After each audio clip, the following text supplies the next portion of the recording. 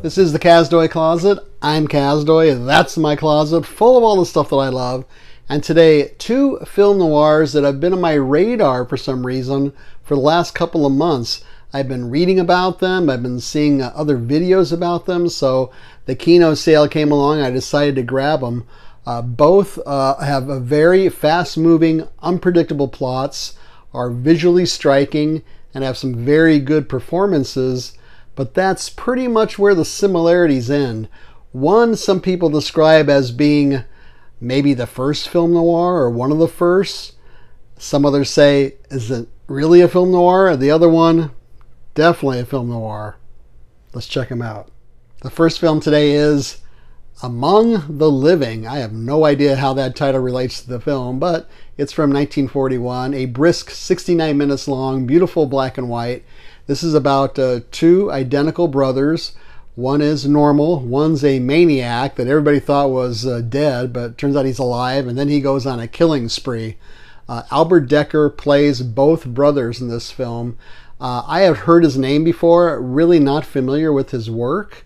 Turns out he started as a Broadway star. He actually worked in the California legislature for 2 years, and he's been in some great films like The Wild Bunch, Kiss Me Deadly, The Original Killers, and he's very good in this. The only problem is the normal brother is kind of bland, and the crazy brother is more interesting to look at, but that's usually the case, that the villain or the crazy guy is more intriguing, right, and gets our attention more. The love interest for the crazy brother is Susan Hayward. She is beautiful in this film. She was one of many women who auditioned for the Scarlett O'Hara part in Gone with the Wind, didn't get it, but she went on to have a very good career.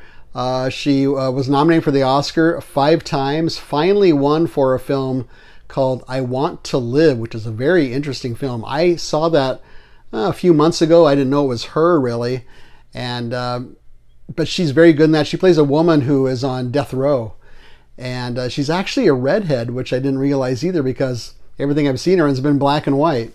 Harry Carey plays a doctor.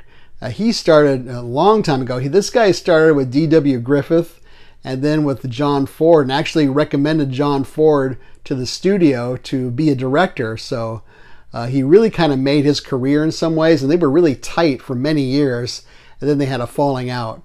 But Harry Carey was one of the most popular Western stars in early films. And then his son, Harry Carey Jr., went on to work with John Ford in some really good Westerns, such as The Searchers and She Wore a Yellow Ribbon. Some people say this is one of the first noirs, or maybe the first noir. It's kind of an odd mix of noir, thriller, gothic. It's pretty early, 1941, for noir. I mean, Maltese Falcon made right around that same time, and people think that might be the first film noir. But whatever, there's arguments about it. There's some really good set pieces in this film. The crazy brother goes to a nightclub, and he has this vision that everybody's kind of looking at him and laughing at him, and is being really loud, and he's kind of freaking out. That's a really well done. There's a wrong man scenario in this too that shows up in several noirs and several Hitchcock films. There is an interesting part where they finally figure out who the killer is, and they put up a $5,000 reward, and the whole town goes crazy and turns into a mob scene immediately. And this is not a small town, it's like a city, but they want frontier justice right away, and they want that $5,000 reward, and they just turn on a dime like that, and it's kind of funny to watch that. Also a special note for the cinematographer. I had never heard of him, Theodore Sparkle, but he does a great job here, really striking images. And he also worked on Beau Geste with Gary Cooper, and he worked on The Glass Key. So fun film, fun to look at. Albert Dekker's performance, we're seeking. Susan Hayward is just magnetic on the screen. I'm going to give this one 4 houses out of 5. Why houses? Because the brothers, well, their family has a house that plays a major role in this film. So this is a Kino disc. It's not much on here. It looks good. It sounds good.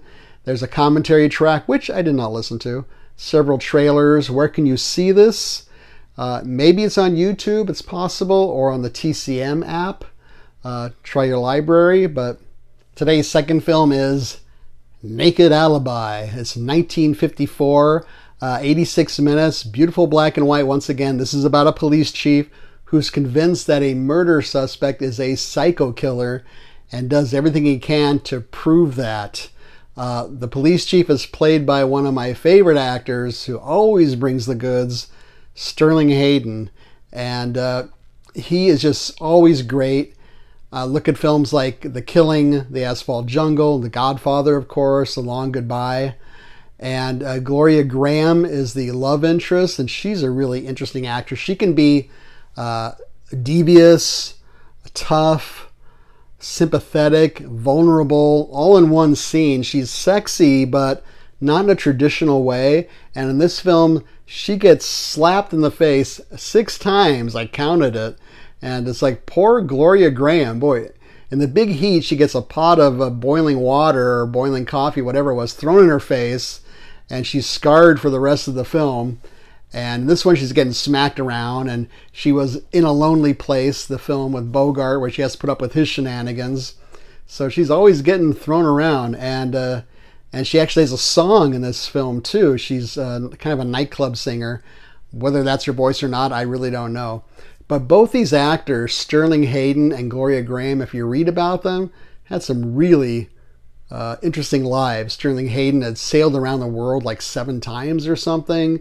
He was involved with the communists in Yugoslavia. He was part of the Red Scare thing. Gloria Graham, she was married to Nicholas Ray, the director, for some time. She had kind of a turbulent sex life, apparently with a young boy at one point. She went under the electroshock therapy. So 2 very interesting people.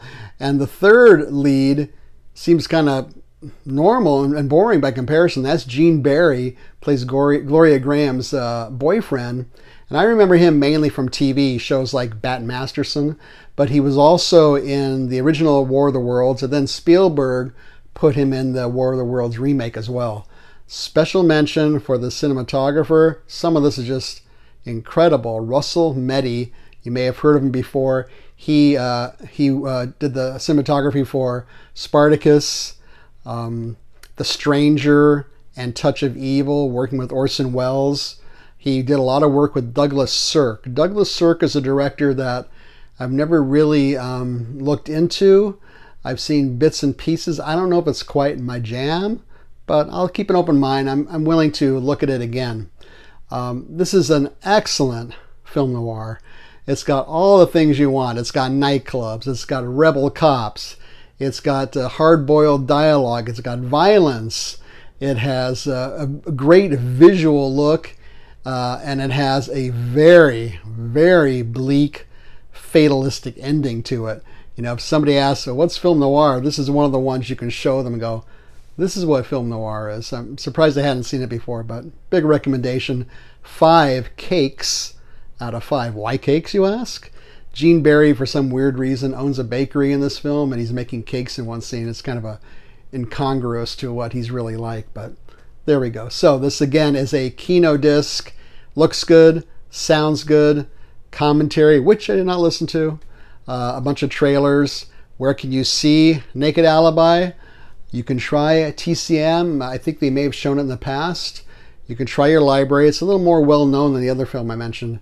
And possibly YouTube as well. So 2 film noirs that I think you'll like, especially Naked Alibi. Really, it's going to be on sale for $10, and if you're a noir fan, or a Sterling Hayden fan, or a Gloria Graham fan, I think it's a no-brainer. So hope you like this episode. Feel free to leave a comment or suggestion down here. Leave a thumbs up. Don't leave a thumbs down. Subscribe would be great. Share this with your friends and neighbors. Otherwise, thanks so much for watching. See you next time.